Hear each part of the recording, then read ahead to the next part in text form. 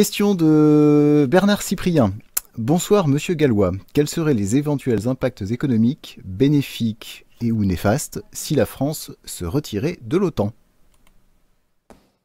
Alors, pour ce qui est de l'OTAN, finalement, ce qui nous coûte cher sur l'OTAN, ce n'est pas tant le budget militaire qu'on veut maintenir, puisque l'UPR a pour objectif, avant la fin d'un mandat, de porter notre budget militaire à 3% du produit intérieur brut. Vous savez que maintenant, on est plutôt aux alentours de 1%, donc c'est une misère par rapport à ce que l'armée obtenait avant. Donc, la sortie de l'OTAN sera surtout bénéfique au niveau des économies sur si vous voulez, sur les coûts des interventions extérieures de l'OTAN qui ne sont pas nos combats. Je pense à la Syrie notamment, je pense évidemment à ce qui a eu lieu à l'époque au Kosovo.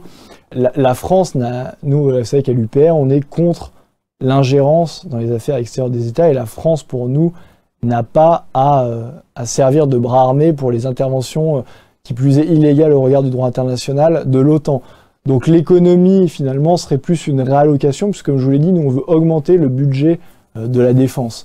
Donc on pourrait justement utiliser ces dépenses inutiles d'intervention extérieure dont nous ne voulons pas, par exemple pour de la recherche, pour de l'embauche aussi évidemment de militaires, et pour une dépense militaire notamment au niveau industriel, qui serait bien plus utile que les interventions extérieures de l'OTAN.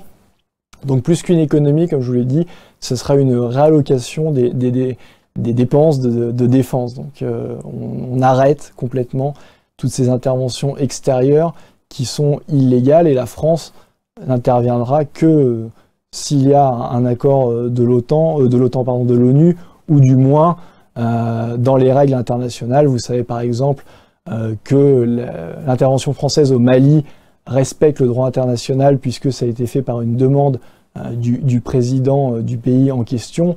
Or, les frappes qui sont faites actuellement en Syrie ou en Irak, et je pense surtout à la Syrie, comme elles ne sont pas faites avec l'accord du président souverain du pays, en l'occurrence Bachar el-Assad, sont des frappes illégales au regard du droit international. Donc nous, on veut arrêter tout cela.